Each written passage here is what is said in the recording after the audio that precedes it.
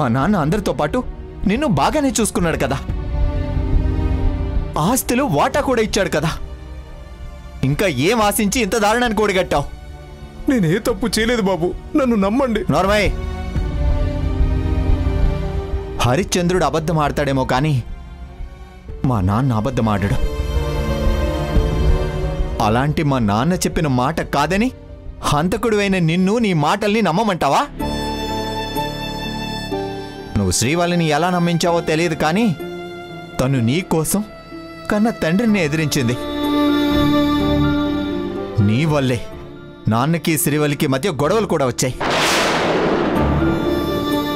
అసలు మా కుటుంబం నీకేం అన్యాయం చేసింది? మేం ప్రశాంతంగా ఉండడం నీకు ఇష్టం లేదా? మమ్మల్ని ఇలా బాధ పెడుతున్న నిన్ను ఆ దేవుడు కూడా క్షమించాడు. నీకు ఖచ్చితంగా శిక్ష పడుతుంది.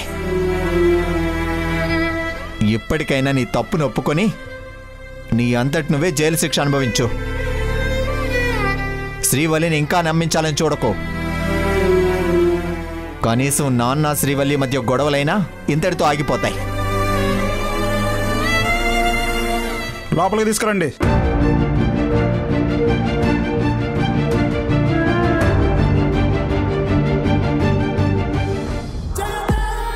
యువర్ ఆనర్,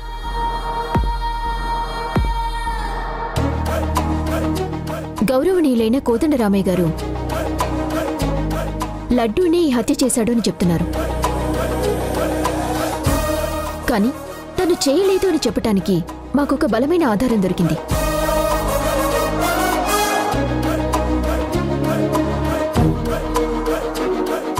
ఆ ఆధారంతోనే నా క్లయింట్ లడ్డు హంతకుడు కాదు అని నిరూపించబోతున్నాను. అందుకని నేను ఆ ఎవిడెన్స్ ని కోర్టు వారికి సబ్మిట్ చేయడానికి పర్మిషన్ ఇవ్వాల్సిందిగా కోరుతున్నాను. Objection your honour.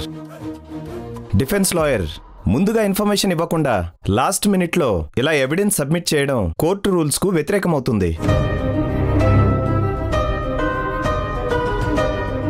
మాకు ఎవిడెన్స్ కూడా చివరి నిమిషంలోనే దొరికింది యువర్ ఆనర్. అందుకే ముందుగానే మీకు ఇన్ఫార్మ్ చేయలేదు. Permission granted. Thank you sir.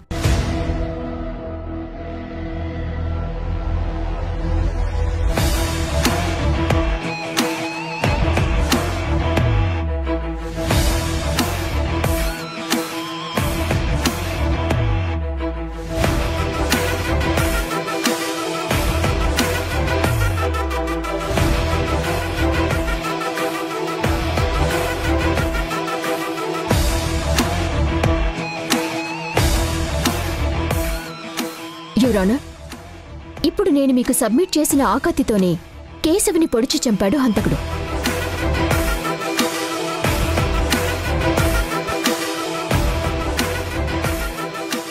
Police officer దగ్గర పర్మిషన్ తీసుకుని ఆ కత్తిని నేను ఇక్కడికి తీసుకొచ్చాను.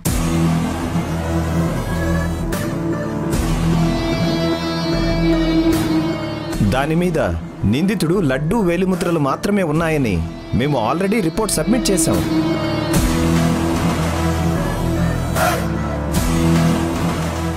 డిఫెన్స్ లాయర్ గారు మళ్ళీ ఆ కత్తిని కోర్టుకు ఎందుకు సబ్మిట్ చేశారో మాకు అర్థం కావడం లేదు. యువర్ ఆనర్, హంతకుడు హత్య చేసే క్రమంలో కత్తి మీద ఉన్న స్టిక్కర్ కూడా తీయటం మర్చిపోయాడు.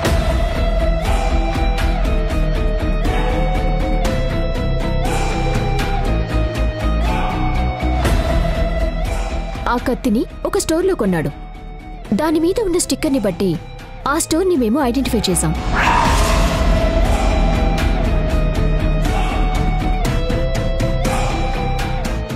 ఆ స్టోర్ ఓనర్ రంజిత్ గారిని విచారించడానికి అనుమతి ఇవ్వాల్సిందిగా కోరుతున్నాను. Permission granted. Thank you sir.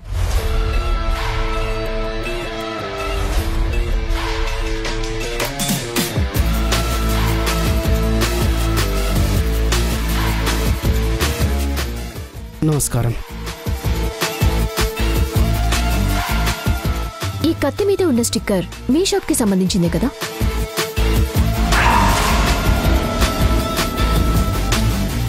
అవును లాయర్ గారు, అది మా షాప్ స్టిక్కరే.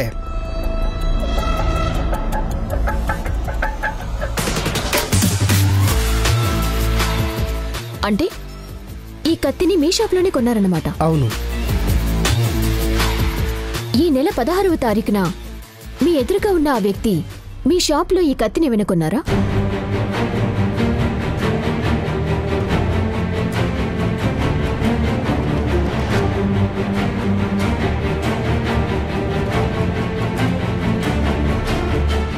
అతను మా షాప్కి ఎప్పుడూ రాలేదు.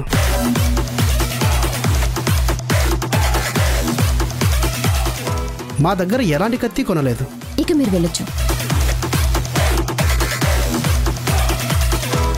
I objection your honour. కత్తి నిందితుడే కొనాలని ఏముంది? వేరే వ్యక్తి కొని అతనికి ఇచ్చుండొచ్చు కదా, దానితో హత్య చేసి ఉండొచ్చు కదా. యువర్ ఆనర్, ఒక వ్యక్తి ఎమోషనల్గా వెళ్తున్నప్పుడు కత్తి వేరే వాళ్ళు తీసుకొస్తారు, దాన్ని తీసుకుని హత్య చేద్దామనే ఆలోచన ఉండదు.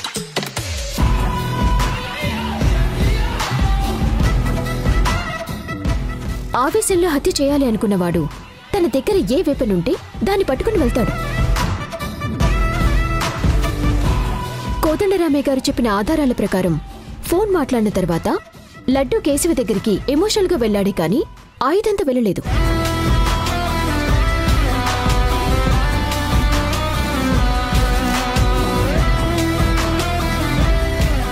లడ్డూ కత్తి చేతిలో పట్టుకుని కేశవ దగ్గరికి వెళ్లాడని కోదండరామయ్య గారు కూడా ఎక్కడ చెప్పలేదు.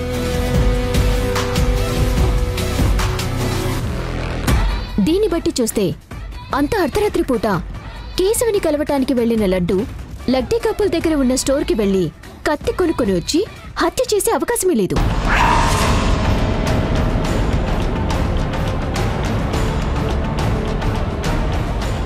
అంటే మరెవరో ఒక వ్యక్తి పథకం ప్రకారం కేశవుని మర్డర్ చేసి తెలివిగా అందులో లడ్డూ నిరికించారు.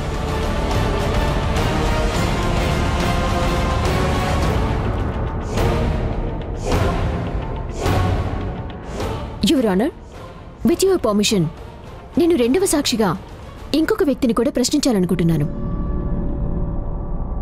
ఆయన ఈ కోర్టులోనే ఉన్నారు.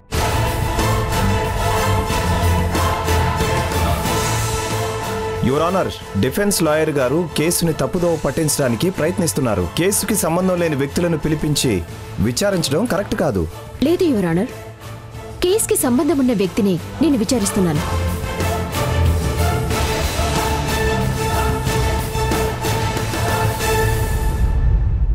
ఈ కత్తికి సంబంధించిన ఇన్ఫర్మేషన్ కోసం కోదండరామయ్య గారి అల్లుడైన త్రిదేవ్ గారిని ప్రశ్నించాలని కోరుతున్నాను.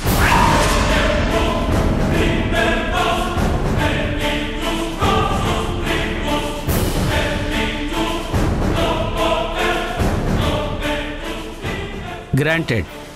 Thank you sir.